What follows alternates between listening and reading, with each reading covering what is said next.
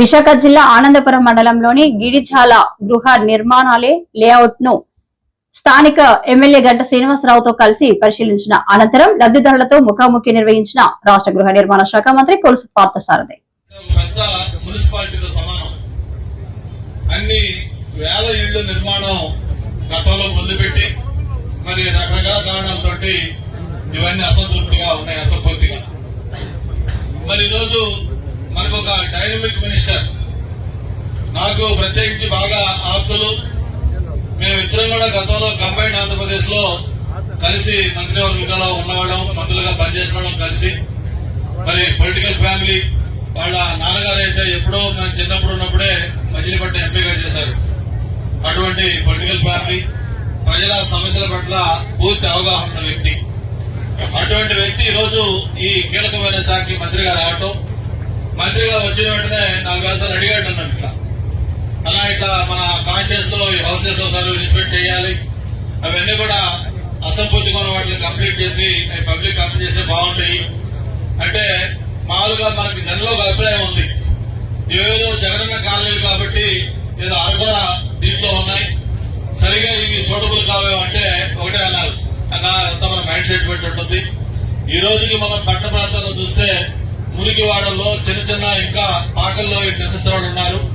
అటువంటి వాళ్ళకి ఏ విధంగా చూసుకున్నా ఇది బెటర్ గా ఉంటాయి. కాకపోతే ఇక్కడ ఏమి మనం ప్రాబ్లమ్స్ రెక్టిఫై చేద్దాం, మిగతా సంబంధించిన అసంపూర్తిగా ఉన్న పనులు కూడా కంప్లీట్ చేద్దాం అని చెప్పని మొత్తం డిపార్ట్మెంట్ అధికారులు అందరినీ పిలిచి ఈచ్ కాలనీ వైజ్ ఎన్ని ఇళ్లు శాంక్షన్ అయినాయి, ఎన్ని ఇళ్లు కంప్లీట్ చేశారు, ఎన్ని ఇంకా స్టార్ట్ చేయాల్సి ఉన్నాయి, ఆ కంప్లీట్ చేయాల్సిన ఏమేమి వర్కులు పెండింగ్ ఉన్నాయి, కరెంట్ సైడ్ ఏంటి, లేకపోతే మిగతా ఫెసిలిటీస్ ఏంటి, అలాగే కామన్ ఫెసిలిటీస్ ఒక 15,000 ఇళ్లు ఒక చోటకు వస్తే ఒక పెద్ద టౌన్షిప్ లాంటిది, దానికి కామన్ ఫెసిలిటీ ఒక స్కూల్ ఉండాలి, ఒక హాస్పిటల్ ఉండాలి, ఒక మార్కెట్ ఉండాలి, ఒక షాపింగ్ కాంప్లెక్స్ రావాలి, ఒక సినిమా థియేటర్ రావాలి.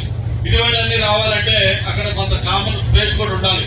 ఇవన్నీ సరిగా వదిలారా లేదా, వదిలితే అవన్నీ ఎలాగున్నాయి ఇవన్నీ కూడా డీటెయిల్ గా స్టడీ చేద్దామని చెప్పని ఏదో అధికారులు చెప్పిన మాటలు వినకుండా నేను స్వయంగా వస్తాను, నేను చూస్తాను, చూసిన తర్వాత నిర్ణయం తీసుకుందామని చెప్పని ప్రత్యేకంగా ఆల్ ద వే ఈ రోజు ఈ కార్యక్రమం కోసం మినిస్టర్ గారు వచ్చినందుకు ఆయనకి ప్రత్యేకంగా ధన్యవాదాలు, అభినందనలు. అందరూ కూడా హర్షధ్వానాలతో చెప్పడం ద్వారా చెప్తా ఉన్నాం.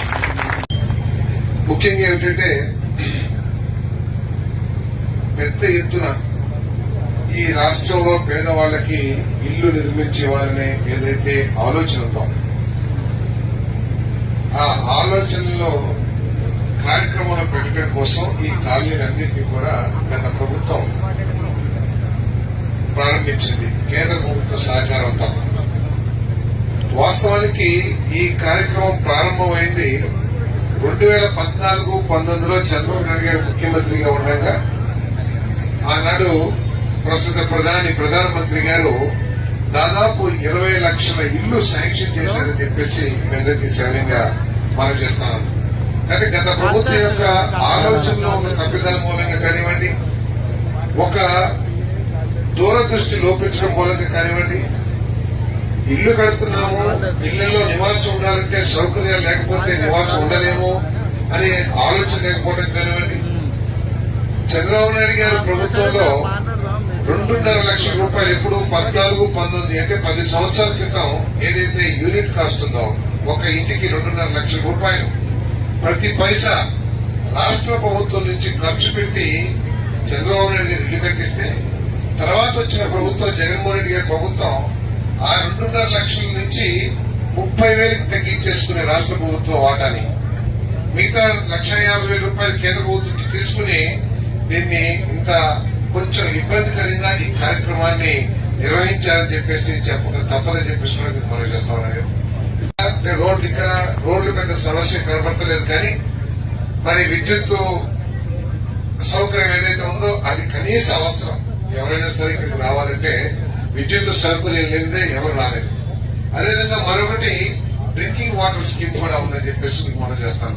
ఇక్కడ కూడా గత ప్రభుత్వం మూలంగా ప్రజలకు ఏ విధంగా నష్టం జరిగిందో ఒకసారి ఆలోచన చేస్తే, జల్ జీవన్ మిషన్ అని చెప్పేసి కేంద్ర ప్రభుత్వం నిధులిస్తే కూడా ఆ జేజేఎం ఆ స్కీమ్ ద్వారా ఇటువంటి కాలనీస్ అన్నింటినీ కూడా మరి త్రాగునీటి వసతి ప్రతి ఇంటికి ఒకలా ఏర్పాటు చేయాలని చెప్పేసి ఆలోచన చేసింది గత ప్రభుత్వం, మరి కేంద్ర ప్రభుత్వ సహకారంతో.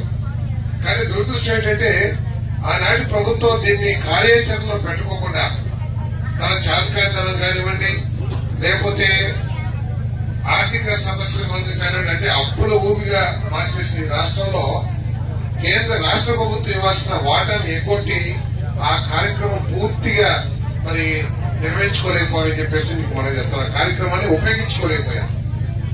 25,000 కోట్ల రూపాయలు కేంద్ర ప్రభుత్వం మనకు శాంక్షన్ చేస్తే కేవలం ఒక 2,000 కోట్ల రూపాయలు ఖర్చు పెట్టేసి మిగతా 23,000 కోట్లు కూడా మురిగిపోయేటట్టు చేసుకుంది గత ప్రభుత్వం అని చెప్పేసి మనం చేస్తారు. ఈ రోజు మరి నేను పరిశీలించిన దాన్ని బట్టి చూస్తే ఏంటంటే ఇల్లు బాగానే కట్టారు, దానికి ఇంకా పూర్తి చేయాల్సిన అవసరం ఉంది. తప్పకుండా ఈ రోజు కానీ రేపు కానీ మీ గౌరవ శాసనసభ్యులు కూర్చొని పెట్టుకుని ఈ మిగతా పనులు ఏదైతే ఉన్నాయో వాటిని పూర్తి చేయడానికి ఏమైనా కార్యాచరణ చేయాలో ఆలోచన చేస్తామని చెప్పేసి మనం చేస్తాను. ఇందాక కూడా నేను మరి విద్యుత్ శాఖ మంత్రి గారితో మాట్లాడాను, అదేవిధంగా మరి అధికారులతో కూడా మాట్లాడాను.